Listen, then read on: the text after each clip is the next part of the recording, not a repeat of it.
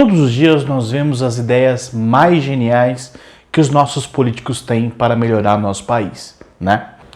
No vídeo de hoje eu vou falar sobre um dos tópicos que mais ocupa o meu tempo e o meu interesse: a avaliação de impacto de políticas públicas e de projetos em geral. Então roda a vinheta.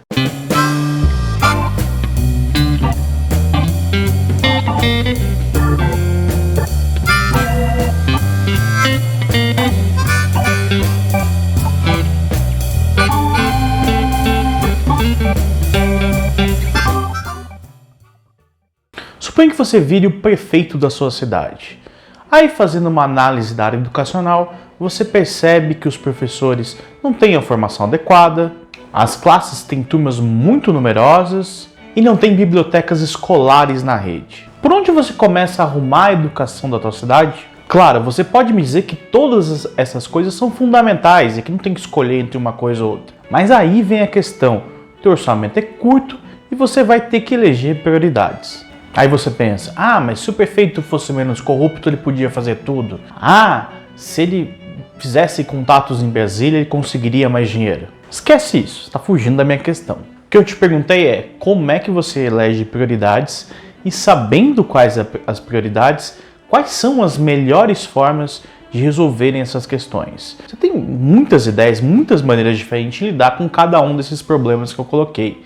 Qual deles funciona melhor? É aí que entra a ideia da avaliação de impacto. Mas vamos refletir um pouco sobre quais são as maneiras pelas quais as políticas públicas são construídas. Basicamente, elas são avaliadas e são escolhidas de três formas. Forma 1 é usando a intuição dos gestores públicos. Por intuição, eu me refiro às ideias que saíram da cabeça de um único gestor, no caso, o gestor responsável, o secretário de educação ou o prefeito, no meu exemplo, ou que foram debatidas por várias pessoas. Assim, uma política pode ser construída através do debate democrático, mas ainda assim se basear na intuição das pessoas, no sentido de que ela não provém de evidências científicas e empíricas a respeito daquilo.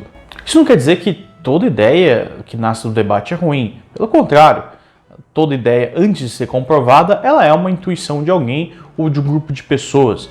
O processo do debate faz parte, mas a minha questão é outra. A questão é: como é que a gente sabe o que funciona e o que não funciona antes de ir para campo e testar aquilo?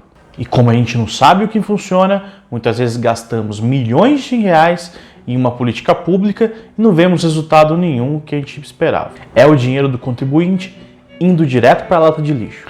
Aí você me fala: mas um gestor experiente resolve esse problema.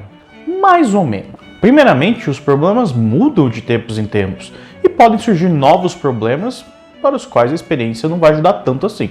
Vejamos o caso, por exemplo, de novas tecnologias implementadas em sala de aula. Se uma equipe tem experiência na implementação de um computador na década de 90, possivelmente os resultados vão ser bem diferentes com as novas tecnologias que a gente tem hoje, certo?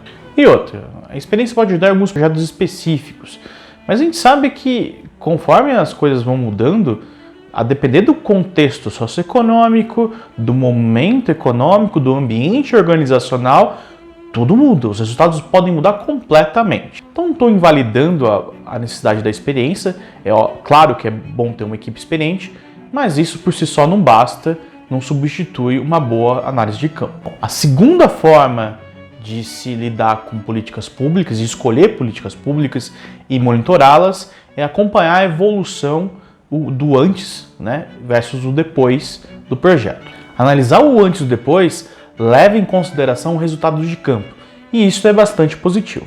Assim, antes do gestor desenvolver o projeto para todas as escolas de uma rede, ele pode testar, pilotar algumas dessas ideias em algumas escolas e acompanhar a evolução dessas escolas ao longo do tempo.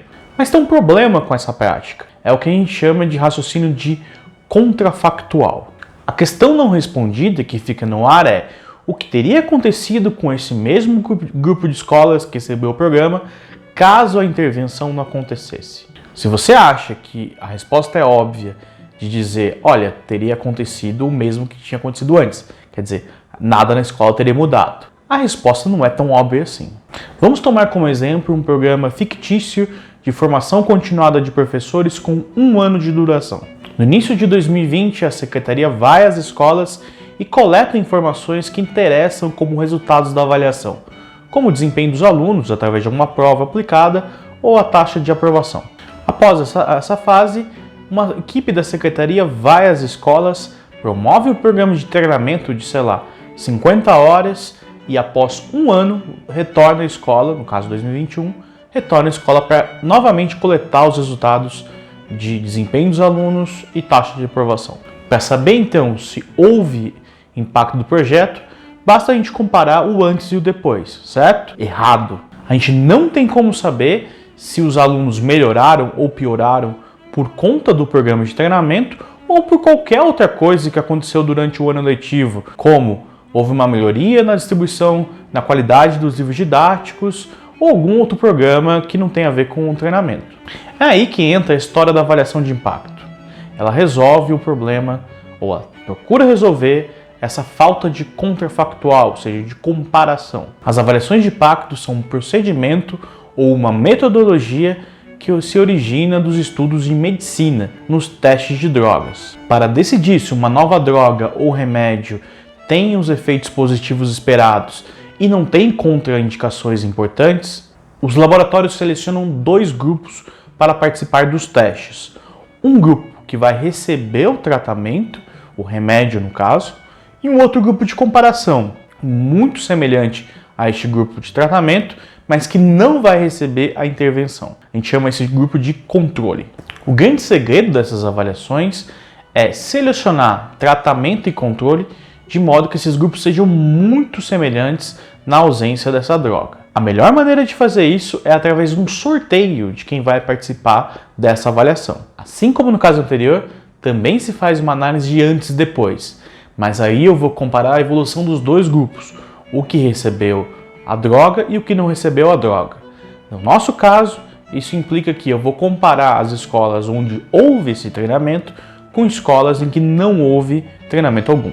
Assim, com a comparação com o grupo de controle, nós temos o nosso contrafactual e podemos afirmar com mais segurança que essa intervenção, essa política pública, teve o efeito que a gente encontrou sobre aquelas escolas. É crescente a utilização desse tipo de avaliação nos municípios e redes estaduais do Brasil, mas ainda há bastante espaço para crescimento. Uma das resistências a essa avaliação é o seu custo, muitas vezes alto, devido à necessidade de implementar questionários, testes de avaliação e monitoramento de escolas, ou enfim, qualquer outro tipo de unidade. Esse mesmo tipo de metodologia pode ser aplicado a políticas de saúde, mercado de trabalho, ou até mesmo por empresas, políticas dentro de empresas, obviamente se a empresa for suficientemente grande. Há outras questões também. Muitas vezes não é muito ético você não dar o tratamento para um determinado grupo, embora a gente não sabe ex ante, ou seja, antes da implementação, se há contraindicações ou não. Outra questão é o tempo político. Há muito gestor que não vai ter paciência para esperar para saber se os resultados são bons ou não. Ele prefere logo distribuir a política para a rede inteira para dizer que ele tem uma política para chamar de sua. Todas essas questões são válidas, mas é preciso lembrar que um projeto implementado e mal sucedido, sem a devida avaliação feita anteriormente, pode fazer com que o setor público desperdice muitos recursos. Aproveita, me dá uma força e me segue no Facebook e no Instagram. O link está aqui embaixo na descrição do vídeo. Agradeço a sua companhia e até o próximo vídeo.